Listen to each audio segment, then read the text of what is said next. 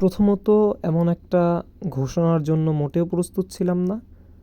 আর দ্বিতীয়ত যে বিষয়টা সেটা হচ্ছে সাংবাদিকদের এখন অতি আবেগী যে পোস্টগুলো সেটা আমি মেনে নিতে পারছি না। কারণ এই সাংবাদিকরাই কিছুদিন আগে মাহমুদুল্লাহ এবং মুশফিকুর রহিমকে নিয়ে যা তা নিউজ করেছে। আমরা সেই দিকে না যাই, আমরা জাস্ট মুশফিকুর রহিমের যে স্ট্যাটাস সেই স্ট্যাটাসকে একটু বিচার বিশ্লেষণ করি। আসুন, তিনি কিন্তু তার স্ট্যাটাসে বিভিন্ন ক্ষোভ এবং অসহায়ত্ব আরও অনেক কিছুই তিনি সেখানে উল্লেখ করেছেন। আমরা তার পোস্টটাকে একটু দেখি। প্রথমে তিনি সালাম দিয়েছেন সবাইকে, আসসালামু আলাইকুম ওরহমতুল্লাহি ওবারাকাতু। পরবর্তীতে তিনি তার অবসরের ঘোষণাটাই দিয়েছেন যে I am announcing my retirement from the ODI format as of today. সেখানে তিনি অবসরের ঘোষণার পরবর্তী যে স্টেপ বা লাইন সেখানে তিনি বলার চেষ্টা করেছেন তার ডেডিকেশন। তিনি খেলার মাঠে 100% ডেডিকেশন অনেস্টির মাধ্যমে তিনি সার্ভিস দিয়েছিলেন। পরবর্তীতে তিনি আরও একটা বিষয় বলেছেন যে last few weeks have been very challenging for me. এই লাস্ট যে সপ্তাহটা গেছে, আমি যেটা বলছিলাম ভিডিওর শুরুতে, যে দারুণ একটা চ্যালেঞ্জিং সময় তিনি পার করেছেন চ্যাম্পিয়ন্স ট্রফিতে। বাজে একটা সময় গেছে, এটা প্রত্যেকটা প্লেয়ারের সাথেই হয়।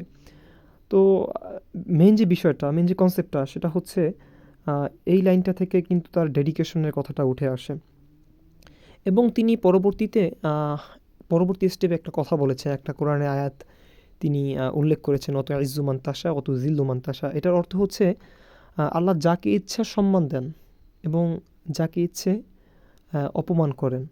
এখন আমাদের নিজেদের কাছে কিছু প্রশ্ন, যে আদৌ আমরা মুশফিকুর রহিমকে কতটুকু সম্মান দিতে পেরেছি। দেখেন, তার এই আয়াতটা এখানে উল্লেখ করার কিন্তু রিজন একটা, আমরা কি আদৌ মুশফিকুর রহিমকে সম্মান করতে পেরেছি? লাস্ট যে সপ্তাহটা গেছে, এই সপ্তাহের চ্যাম্পিয়ন্স ট্রফিতে তিনি খারাপ খেলেছেন। সেই খারাপ যে তিনি খেলেছেন সেখানে কি আমরা আদৌ তাকে সাপোর্ট করেছি? বা প্রশ্নই আসে না। এটা যদি আপনাদেরকে প্রশ্ন করা হয় আপনারা বলবেন প্রশ্নই ওঠে না। কিন্তু তার যে ডেডিকেশন, তার যে পিছনের যে ইতিহাস, বাংলাদেশের ন্যাশনাল ক্রিকেট টিমে তিনি যে তার যে অবদান, সেটা কিন্তু আমরা মুহূর্তেই ভুলে গেছি। তিনি ওই বিষয়টা উল্লেখ করেই এখানে সে আয়াতটা উল্লেখ করেছেন যে আল্লাহ যাকে ইচ্ছে সম্মান দেন এবং যাকে ইচ্ছে অপমান করেন। এটা কিন্তু তিনি একটা অসহায়ত্ব প্রকাশ করেছেন। পরবর্তী যে লাইন, সেই লাইনে কিন্তু তিনি একটা গভীর একটা কথা বলেছেন। সেটা হচ্ছে, মহান আল্লাহ আমাদের ক্ষমা করুন এবং সবাইকে সৎ ঈমান দান করুন। এটা কিন্তু খানিকটা ক্ষোভও ঝেড়েছেন। আর তার জায়গায় ঝাড়াটা স্বাভাবিক। তার জায়গায় যদি অন্য কেউ থাকতো তাহলে হয়তো এই বিষয়গুলো অন্যভাবে উপস্থাপন করতো।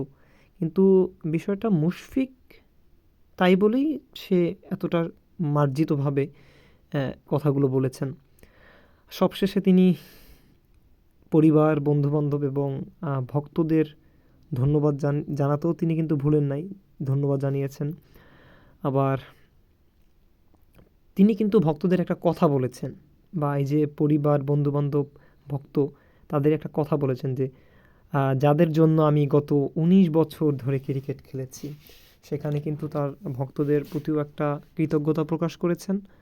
আসলে এই ছিল মুশফিকুর রহিম এর যে লাস্ট যে ফেসবুক স্ট্যাটাস, সেটা ঘিরে কিছু কথা। আসলে এটা আমাদের কালচার। আমরা যাকে সম্মান দেওয়ার তাকে সম্মান দিতে পারি না, বা সম্মান দিলেও আমরা ততটুকু সম্মান দিতে পারি না। আসলে তারপরেও মুশফিকুর রহিমকে ধন্যবাদ জানাচ্ছি। আসলে ক্রিকেট মুশফিকুর রহিমকে কী দিয়েছে সেটা তুচ্ছ, কিন্তু ক্রিকেটকে, বাংলাদেশ জাতীয় দলকে মুশফিকুর রহিম অনেক কিছু দিয়েছে, সেটা ভোলার মতো নয়। সব কিছুর জন্য তিনি আলহামদুলিল্লাহ বলেছেন, আর আমরাও সব কিছুর জন্য মুশফিকুর রহিমকে ধন্যবাদ জানাচ্ছি। তিনি আমাদের অনেক কিছু দিয়েছেন। দীর্ঘ 19টা বছর আমাদেরকে আপনি অনেক কিছু দিয়েছেন। আপনার এই কৃতিত্ব, আপনার এই অবদান ভোলার মতো নয়। আপনাকে অনেক মিস করব প্রিয় মুশফিকুর রহিম ভাই। যেখানেই থাকবেন ভালো থাকবেন, সুস্থ থাকবেন।